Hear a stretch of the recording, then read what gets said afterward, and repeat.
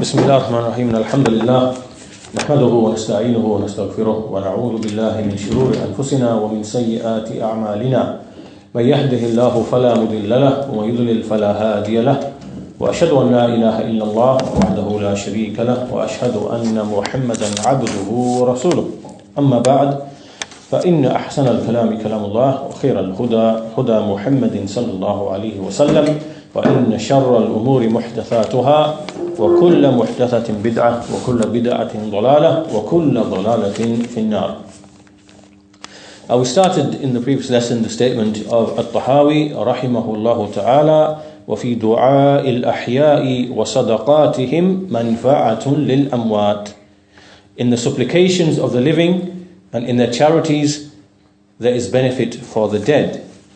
And we looked at the brief notes of Sheikh Zayd al-Madkhali rahimahullah ta'ala on this text, and we started going into the explanation of Sheikh Salih al-Sheikh on this issue, and I think we got through two of the masail. We basically looked at the issue of dua and the issue of sadaqah, and how these are both evidenced in the Quran and the Sunnah. The fact that these two affairs benefit the dead is something that is basically agreed upon.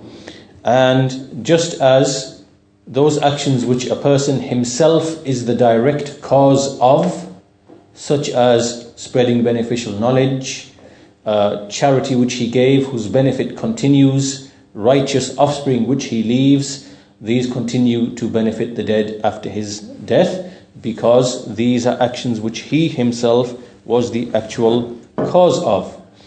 And then we mentioned that there are some affairs which the scholars have differed over. So whilst they agreed upon sadaqah, they differed over other actions in which they are basically actions of the body, such as the prayer, such as fasting, such as recitation of the Quran. And we basically said that the scholars were divided. Some of them said that the benefit of this does reach the dead, and others said it does not reach the dead. So from the scholars were those who said that, and they are the majority, like Ibn Taymiyyah, Ibn al-Qayyim, Abu Hanifa, Imam Ahmad, and many others. They said that a dead person can benefit from the deeds done by the living, irrespective of what type of deeds they are, and the reward can be given to the dead. So this group say that yes, the dead can benefit from the bodily actions of other people, in addition to the dua and the sadaqah. And then another group said no, and this is held by the likes of Imam Malik and Imam Shafi'i rahimahullah ta'ala, and a group of the hadith, a group of the scholars, and they said basically that the only things a person can benefit from is his own physical actions, and as for other things like the prayer, the recitation of the Quran, the fasting, these do not really benefit. It is only the things which are related to wealth, to mal. This is what benefits a person. So this is where we finished the previous lesson. We got to this point, and up to this point, the affair should be fairly clear. That basically we are agreed upon dua because it has specific evidence from the Quran and the Sunnah. We are agreed upon sadaqah because it has specific evidence from the Quran and the Sunnah. So the dispute now is regarding these other actions, and we can see clearly there is a difference between the scholars. Now, this is what we want to clarify, and so there are three more masail that we are going to discuss in order to conclude our discussion of this point. So the next mas'ala, the next issue, the third point is, let's just first of all look at what are the actual evidences for Ahlul Sunnati wal Jama'ah to prove that in principle a dead person can benefit from the living. Right? So this point is general. This point is only related to what are the actual evidences or the texts that in principle prove In principle, they prove that the dead can in fact benefit from the actions of the living. And the evidence is along the following lines. First of all, the statement of Allah Azza wa Jal in Surah Al-Hashr, the 59th surah, verse number 10, in which Allah subhanahu wa ta'ala, He says, وَالَّذِينَ جَاءُوا مِن بَعْدِهِمْ يَقُولُونَ رَبَّنَا اغْفِرْ لَنَا وَلِإِخْوَانِنَا الَّذِينَ سَبَقُونَا بِالْإِيمَانِ وَلَا تَجْعَلْ فِي قُلُوبِنَا غِلًّا لِلَّذِينَ آمَنُوا رَبَّنَا إِنَّكَ رَءُوفٌ رَحِيمٌ. The meaning of this ayah roughly is that those who come after them, meaning those believers who come after those who came before them, who passed away, they say, O our Lord, forgive us and our brethren who have preceded us in Iman, in faith. And do not put in our hearts any rancor, any dislike, any hatred of those who believe. O our Lord, indeed you are compassionate, you are merciful. So this is an ayah in the Quran which establishes the benefit of dua. Secondly, the hadith that we've discussed that we mentioned a number of times, which is the hadith when the son of Adam dies, then all of his action is cut off except for three: recurring charity, knowledge from which benefit is gained, and a righteous son who supplicates for him. Likewise in the Sahih, that the Prophet ﷺ, a man came to him and said, indeed my mother passed away basically, and she died suddenly, and if she had been able to speak, she would have advised, left as part of her will, to give charity. So can I give charity? Will she benefit from charity which I give on her behalf? And the Messenger ﷺ, he said yes. And likewise, there are other examples of how the Sahaba gave charities on behalf of the dead. And another man came to the Messenger of Allah ﷺ and he said, can I make Hajj on behalf of a dead person in his family? And he was granted permission. And likewise another woman came and she said that my mother has died. She never made Hajj. Can I make Hajj on her behalf? And the Messenger said that if your mother had a debt, do you not think that you could remove it and remove it on her behalf? And the woman said yes. And so the Messenger said, well, likewise, perform the Hajj on her behalf, on her behalf, because indeed Allah is more worthy of the debt being paid off. Meaning he made an analogy between the debt and between the Hajj. Now, also all of those texts in which we find that the where you leave something as a waqf meaning is something that you leave as a legacy. You donate some of your wealth, or you donate a load of books to a library, or you donate a piece of land, or you donate something that the Muslims can actually benefit from. So all of this enters into the meaning of sadaqah jariyah.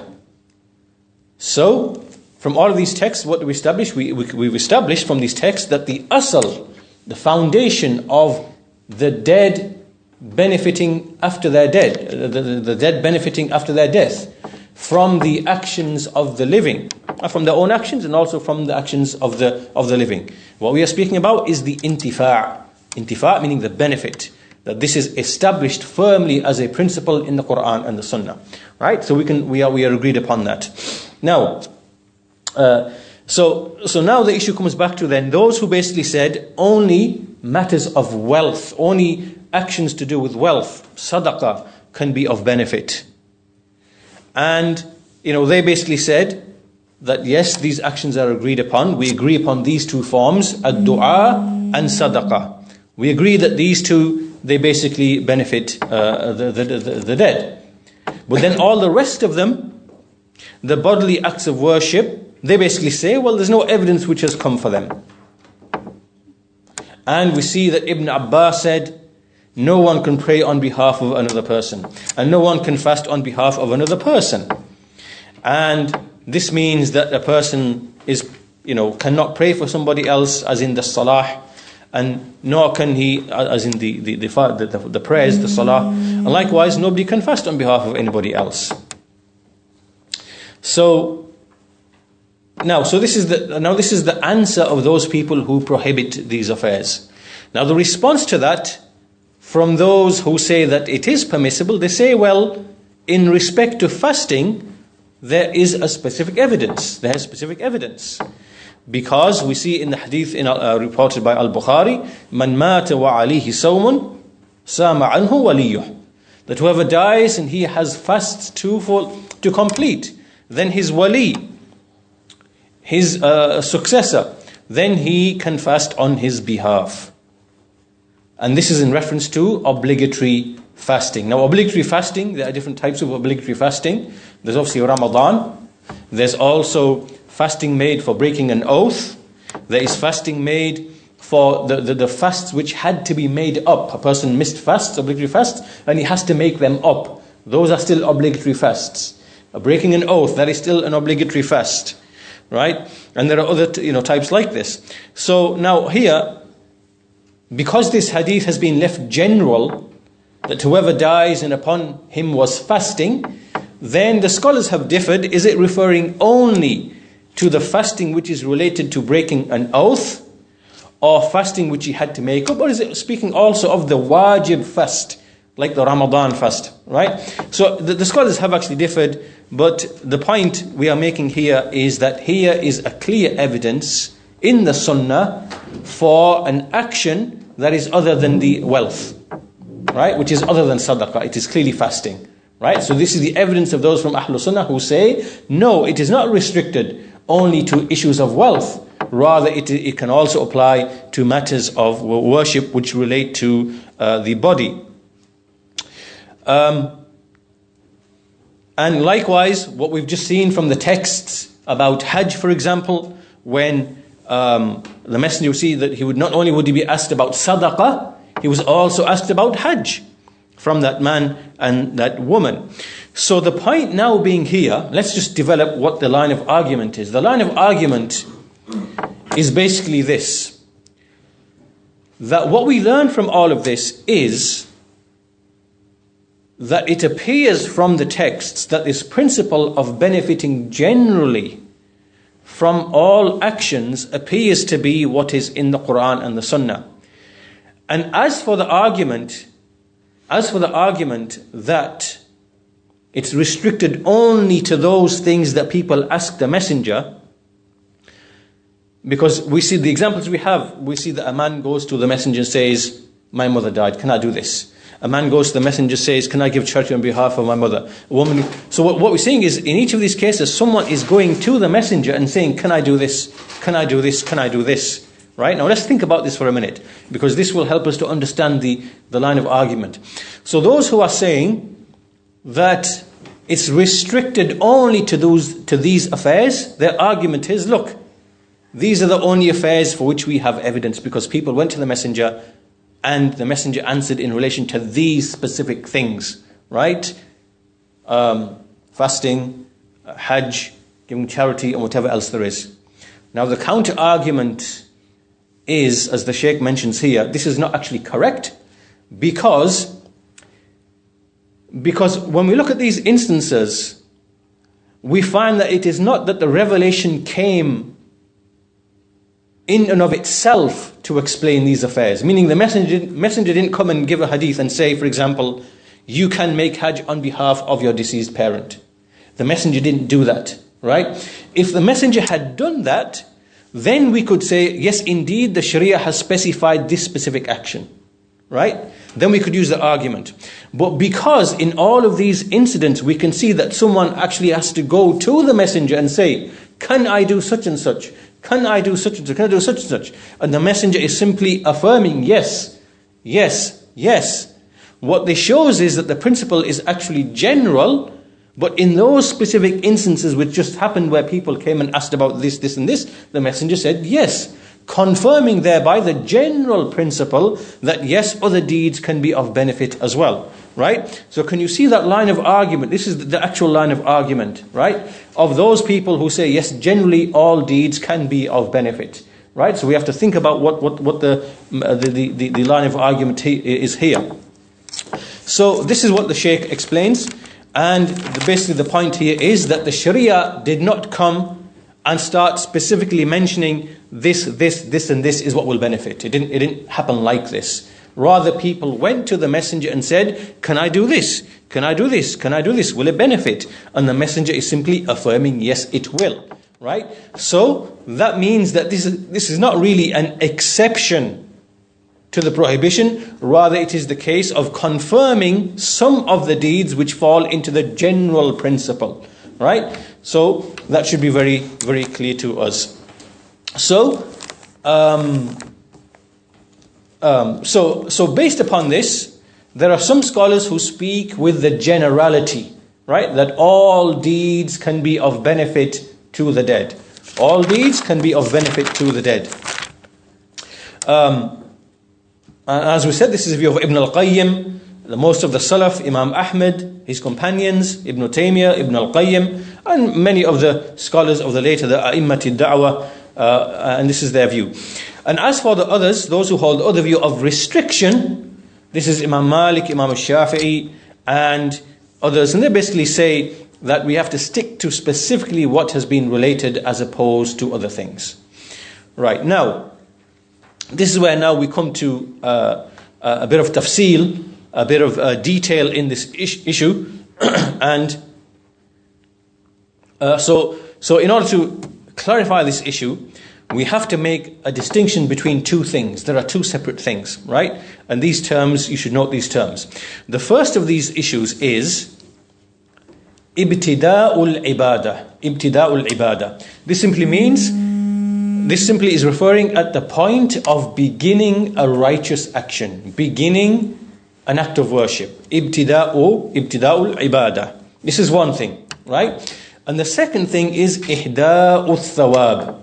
Ihda'ul thawab, which means to actually give the reward of a deed after it has been completed, right? So there are two separate things. When you initially begin to perform an act of worship, let's put that on one side, or at the end when you have completed the act of worship, you then donate the reward of that act of worship to somebody else. What's the second one part? Ibtida'ul ibadah and ihda'ul thawab. Ihda'ul thawab.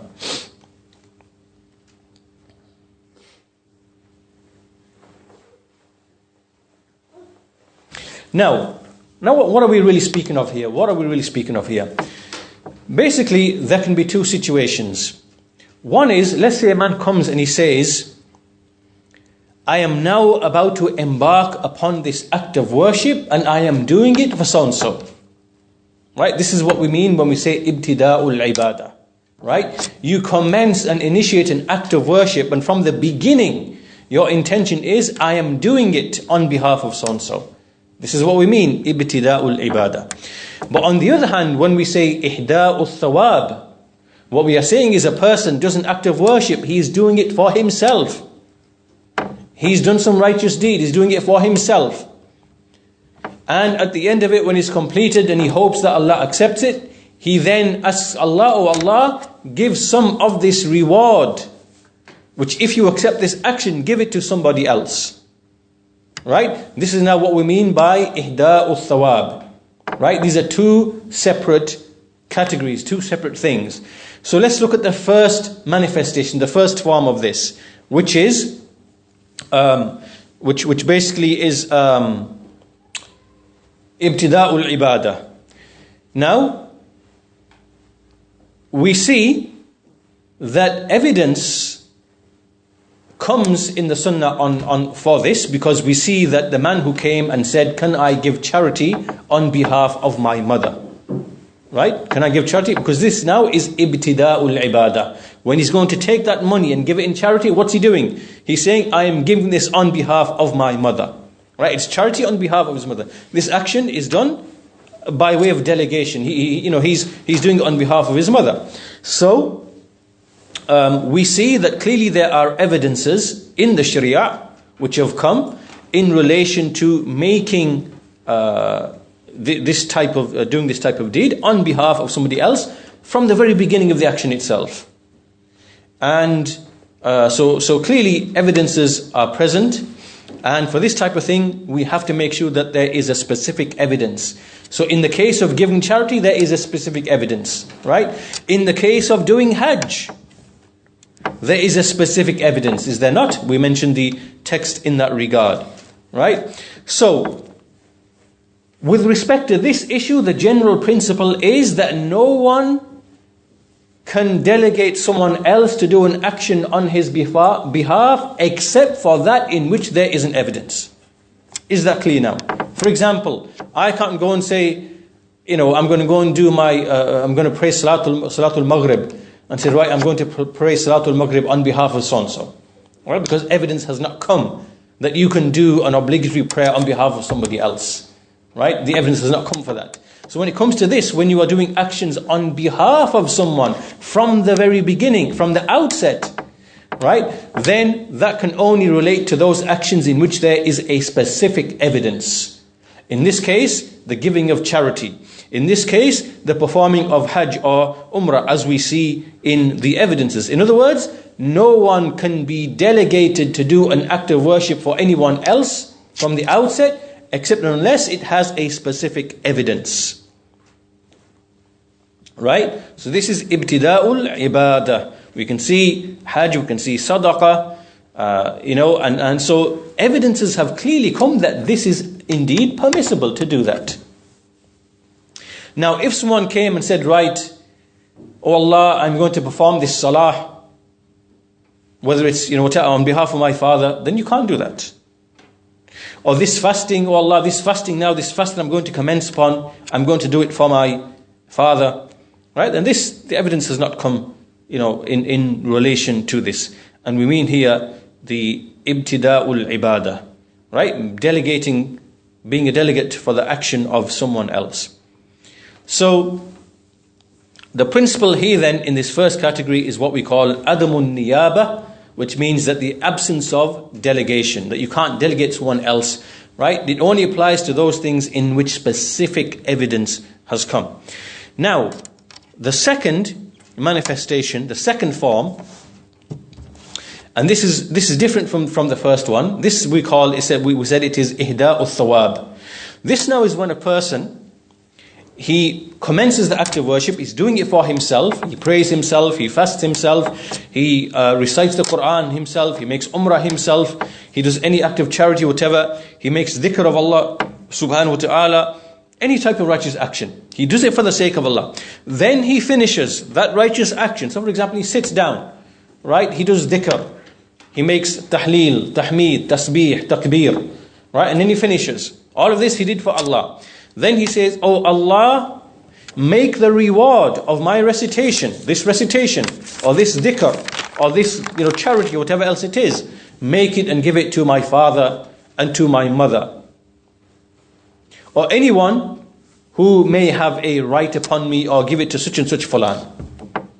Right?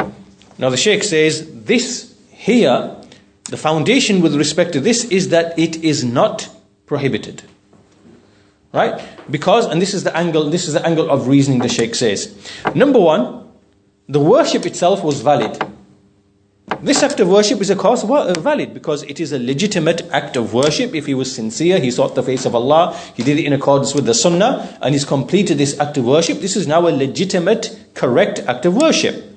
And he is simply saying, oh Allah, if you have accepted this action, and the reward for it is established with you, then direct it to other than me.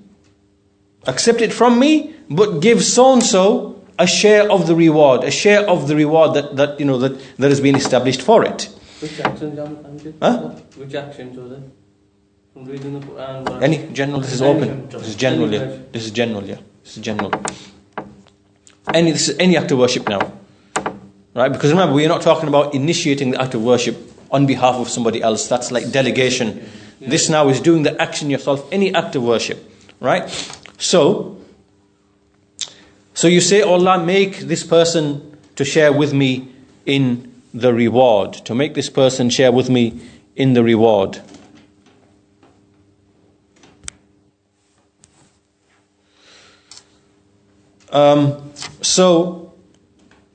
the Shaykh says that this distinction between ibtida'ul ibadah and delegation and between passing on the reward, he's saying that there's nothing that has come to refute this, to object to this distinction from the angle of the Sunnah, from the speech of the Salaf, because what they prohibited was the ibtida', that you cannot initiate acts of worship in general on behalf of someone else except for what has a specific evidence. That's what they prohibited. But as for the issue of giving the reward, then this, in principle, he says that it is not prohibited, and for that reason he says scholars like Imam Ahmad, Ibn Taymiyyah, Ibn al-Qayyim, Shaykh al-Islam, Muhammad bin Abdul Wahhab, and from his offspring, they were from his offspring who permitted the likes of this affair.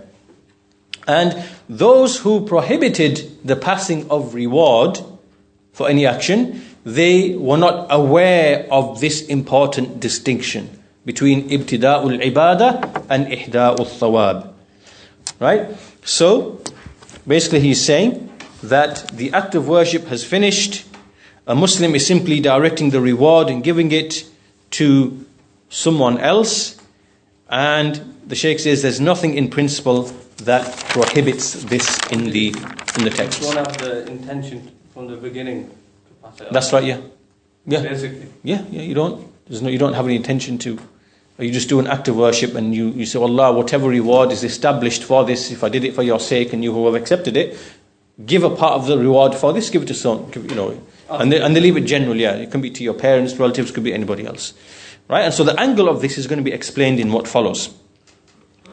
So this is the third issue then. The third issue. First issue, the third mas'ala from the 5 is the evidences of benefit. Right? We looked at. The fourth issue is distinguishing between ibtida'ul ibadah and ihda'ul thawab. The fourth issue, we looked at the third issue, didn't we? Yeah, all of that was part and parcel of the third issue, yeah. So now we're coming to the fourth issue, which is that there was some from the innovators who tried to argue against this from the Mu'tazila, and basically they used the ayah in the Quran. وَأَن لَيْسَ لِلْإِنسَانِ إِلَّا مَا سَعَى وَأَن لَيْسَ لِلْإِنسَانِ إِلَّا مَا سَعَى Surah An-Najm 53 verse 39, that man will have not except what he strived for. So this ayah was used by the Mu'tazila, and likewise it's used by some from Ahlul Sunnah as well. They basically said that a man can only benefit from his own striving and whatever is from his own striving. So for example, a righteous son, recurring charity, beneficial knowledge, all of this, yes, we accept, but as for anything else, it is not from his striving, it will not benefit him. And so they use this ayah as a proof. Now, the Shaykh says that this argumentation here on the basis of this verse is something that is incorrect because it opposes the apparent meaning of the verse. So what is the apparent meaning of this verse? The Shaykh says, first of all, in this ayah, وَأَن لَيْسَ لِلْإِنسَانِ The lam here, وَأَن لَيْسَ لِلْإِنسَانِ, the lam here denotes, it is the lam of al-milk, lamul milk, which means the lam of possessing. The lam of possessing, meaning that a man, he does not have any control over except his own striving. Right? I only have control over what I can do. You only have control over what you can do. I can't control what you're going to do. Your deeds. I don't have any control over your deeds. This is the meaning of the ayah. Right? وَأَن لَيْسَ لِلْإِنسَانِ إِلَّا مَا سَعَى. I am in control of my deeds, of what I can do. I have no control over what you do. Now, as for anybody else, then nobody has control over the striving or the deeds of anybody else. Ahmed does not control the deeds of anybody else. Khalid does not control the deeds of anybody else, just his own deeds. So, the lam here then is lamul milk, which simply means the lam of having authority, the lam of having possession of one's own deeds. Right? So this is what the apparent meaning of the ayah is, as opposed to how it is used by those who use it for that purpose to say, you cannot benefit from the deeds of anybody else. You see? That now is a separate issue to what this ayah is saying. Right?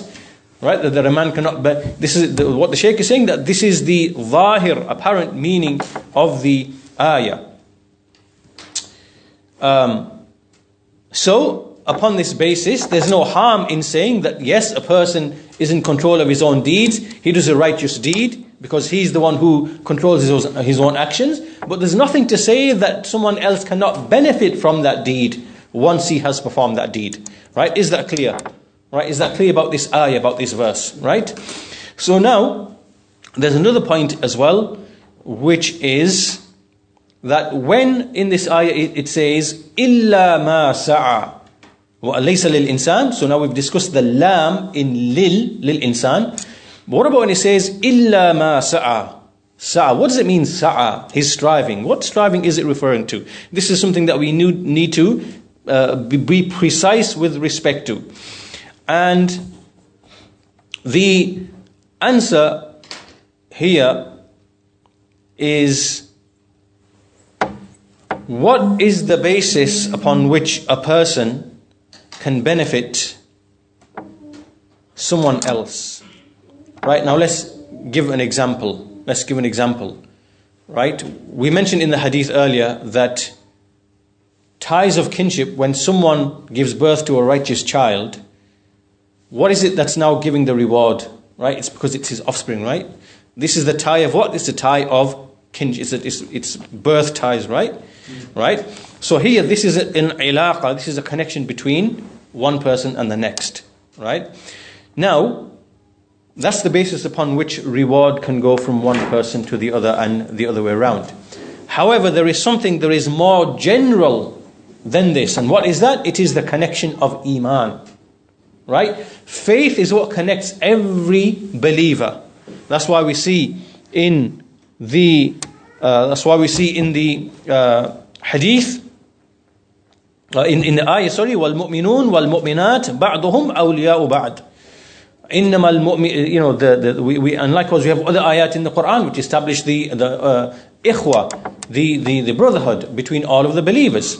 So the point that we are now leading towards is basically this, that if a person can benefit from the deeds of another person on account of blood relation as between a father and a son, which has been made a sabab, right, in this case, then there is something that is even greater, which is the connection of iman, which ties all of the believers, because it ties them together on the basis of belief in Allah, belief in their Lord. This is the greatest of all ties. In fact, all ties will be cut off on Yawm al-Qiyamah, except the ties of iman, right?